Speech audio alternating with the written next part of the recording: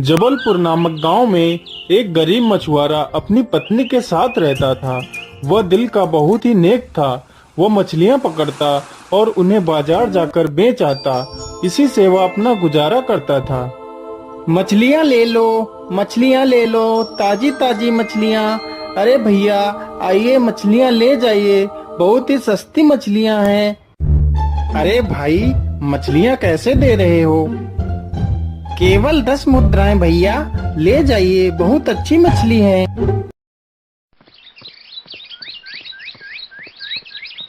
अरे भाग्यवान, तुम कहाँ हो? देखो देखो, आज मैं क्या लेकर आया हूँ। अरे अरे, आप इतना शोर क्यों मचा रहे हैं? ऐसा आप क्या लेकर आए हैं? अरे भाग्यवान, ये कुछ सब्जियाँ मैं बाजार से लेकर आया हूँ। अरे, इतनी सारी सब्जियाँ। अच्छा अच्छा, ठीक है। आप तब तक मुंह हाथ धो लीजिए, तब तक मैं खाना बना लेती हूँ। अरे भाग्यवान, खाना बन गया? हाँ जी, बन गया, बस अभी लेकर आती हूँ। अरे अरे, मैं पानी तो ला ही नहीं। अच्छा रुको, मैं पानी लेकर आती हूँ। अरे, पानी तो है ही नहीं, घड़ा तो पूरा खाली है। अजी, पानी तो खत्म हो गया है। तब तक आप खाना खाओ, तब तक मैं पानी ले आती हूँ। अरे बहन, वो देखो, मछुआरे की बीबी आ रही है। रोज रोज ताना मारने के बावजूद भी यह यहीं पानी भरने के लिए आ जाती है।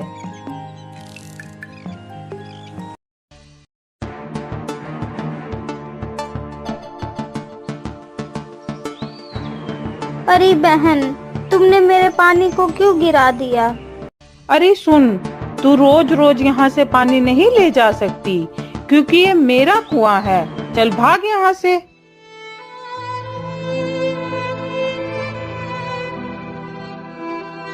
फिर वह नदी से पानी भरकर वापस आती है तो रास्ते में उसका पैर एक सर्प पे पड़ जाता है तो सर्प उसे डस लेता है।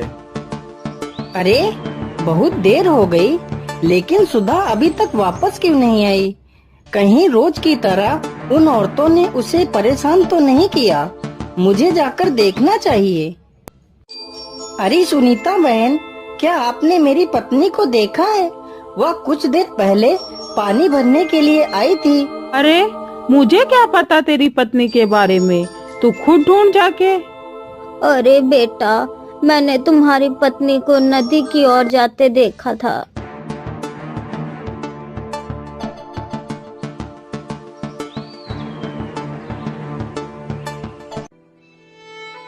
हे भगवान, ये क्या हो गया? हे भगवान, सुधा उठो उठो। सुधा, तुम्हें क्या हो गया? हे ऊपर वाले, मेरी सुधा को क्या हो गया?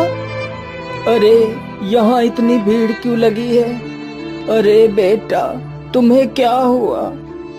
बाबा, मेरी पत्नी नदी पर पानी लेने गई थी और उसे एक सर्प ने डस लिया। बाबा, मेरी मदद करो।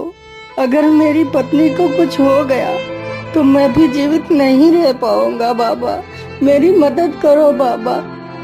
अरे बेटा, तुम शांत हो जाओ, मैं तुम्हारी मदद कर सकता हूँ।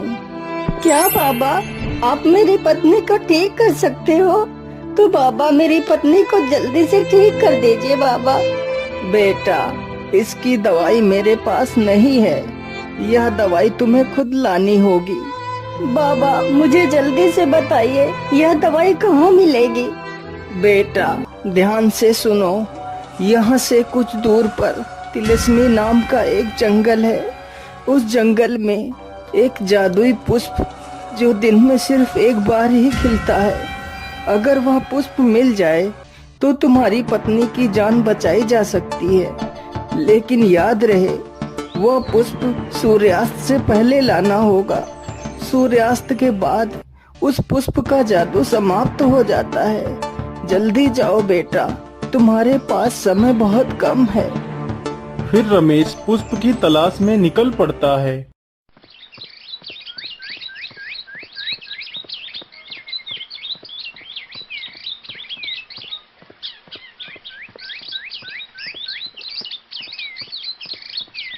अरे इतना समय हो गया है लेकिन मुझे कहीं भी वह पुष्प नजर नहीं आया है।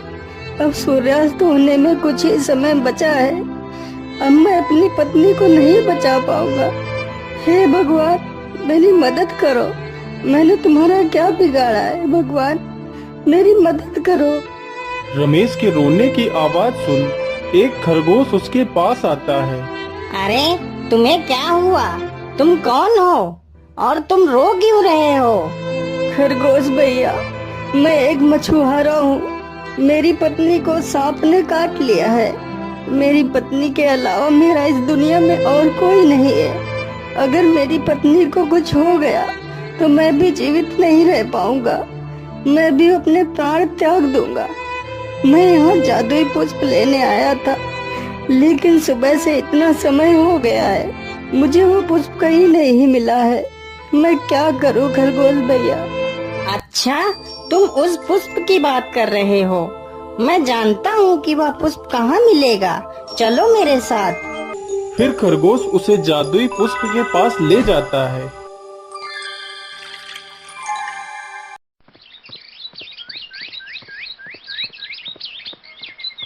फिर मछुआरा जादुई पुष्प लेकर आ जाता है।